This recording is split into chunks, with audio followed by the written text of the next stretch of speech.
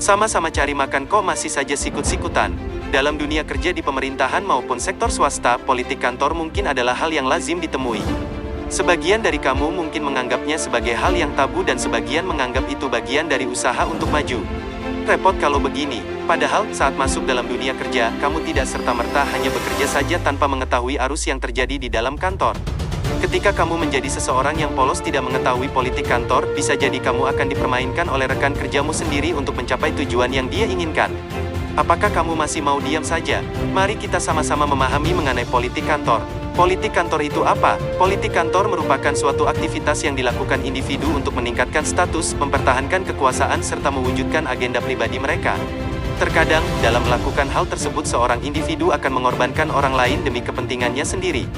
Jika kamu lihat definisinya, maka politik kantor memang tidak berbeda jauh dengan politik yang sering terjadi di tingkat negara. Memahami politik kantor perlu kita lakukan untuk mengembangkan pengetahuan terkait politik kantor dan berjaga-jaga dari orang yang berpotensi ingin memanfaatkanmu. Apa penyebab politik kantor? Sedikitnya ada 5 faktor penyebab utama politik kantor. Pertama, terbatasnya sumber daya perusahaan yang menjadi bahan perebutan seperti kenaikan gaji, promosi, dan sebagainya. Kedua, setiap karyawan memiliki agenda sendiri yang sering kali bertabrakan dengan agenda karyawan lainnya. Ketiga, rendahnya tingkat kepercayaan bahwa para karyawan dalam perusahaan bermain secara fair dalam memperebutkan seperti jabatan dan kenaikan gaji. Keempat, karena manusia adalah makhluk sosial yang tidak bisa sepenuhnya bersih pengaruh ketika dituntut menilai orang lain secara objektif murni dari prestasi kerja. Kelima, baik buruknya kinerja seorang karyawan seringkali dilihat hal yang relatif. Pada umumnya, aktivitas politik kantor terjadi karena motif seseorang untuk menjual cerita, ide-idenya, dan keinginan mencapai target tertentu, atau bahkan mempertahankan posisinya di kantor. Untuk mewujudkan ambisi di tempat kerja, biasanya pelaku politik kantor dapat saja melakukan hal-hal yang sangat berani dan tidak etis, seperti menjatuhkan rekan kerjanya serta melobi atasan dengan cara yang biasa hingga dengan cara yang luar biasa. Pada akhirnya setiap orang memiliki tujuan yang berbeda-beda dan mempunyai keinginan yang harus diwujudkan, dengan berbagai ragam cara untuk mencapainya. Bukan hanya sekedar hal itu, pemeran politik kantor juga akan mencari gosip-gosip terkini yang sedang terjadi di kantor sebagai bahan jualan untuk menunjang, mempengaruhi dan mewujudkan tujuannya. Jika kamu seorang yang tidak peka terhadap situasi politik kantor, ada kemungkinan bisa saja kamu akan dimanfaatkan oleh orang yang memiliki motif-motif seperti ini. Apa dampak negatif dari politik kantor? Manusia secara sifat dapat dikelompokkan sebagai manusia sensitif, cuek, blak-blakan dan manusia bunglon. Masing-masing sifat akan berbeda dalam menghadapi situasi politik kantor. Jika kamu orangnya sensitif, maka kamu akan cepat tanggap dengan suasana di sekitar kantor. Tipe sensitif rentan stres, hingga mudah jatuh sakit. Selain mudah terbebani omongan negatif tentang diri, tipe ini kerap merasa posisi mereka terancam di tempat kerja. Namun orang seperti ini berusaha menjaga keharmonisan antar rekan kerja.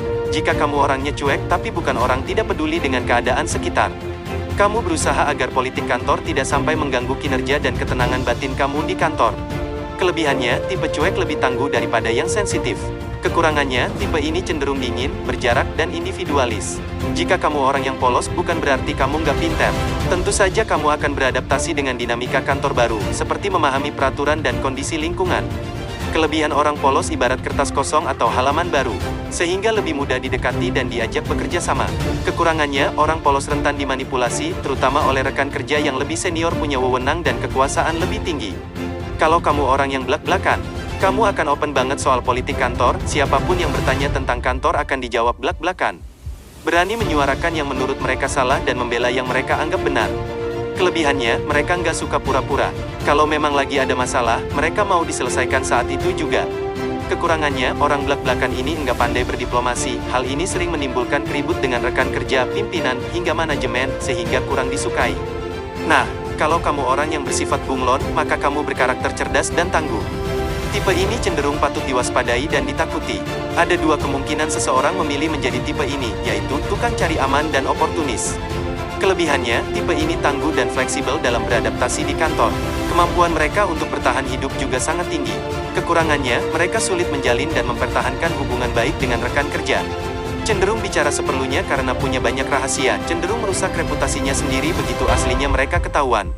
Dalam melakukan praktik politik kantor, tidak jarang beberapa karyawan menjilat atasan atau menjatuhkan karyawan lainnya untuk mendapatkan keuntungan tersendiri. Di sisi lain, karyawan yang merasa dirugikan tentu mempunyai keinginan untuk melakukan balas dendam. Lingkaran ini bisa terjadi secara terus-menerus sehingga dapat mengurangi produktivitas kerja, serta menciptakan suasana yang tegang dan tidak nyaman antar karyawan. Selanjutnya, bagaimana cara damai menghadapi politik kantor? Seperti layaknya panggung politik nasional, bila kita tidak secara aktif membangun citra sendiri, maka lawan politik yang akan membentuk citra kita di mata publik. Tidak ada rumus pasti dalam menghadapi politik kantor jika suatu saat nanti kamu terlibat di dalamnya.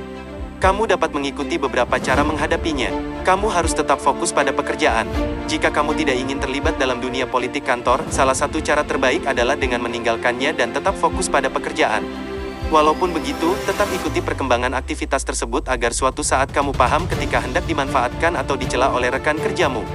Jangan terpengaruh, jika ada orang yang berusaha merendahkanmu baik secara langsung maupun di belakangmu, sebaiknya biarkan saja. Sebab jika kamu jalan terus menerabas, kondisi ini bisa menjadi bumerang bagi kamu di suatu hari nanti. Oleh karena itu, daripada balas dendam, sebaiknya kamu ajak berbicara secara empat mata orang yang telah merendahkan kamu.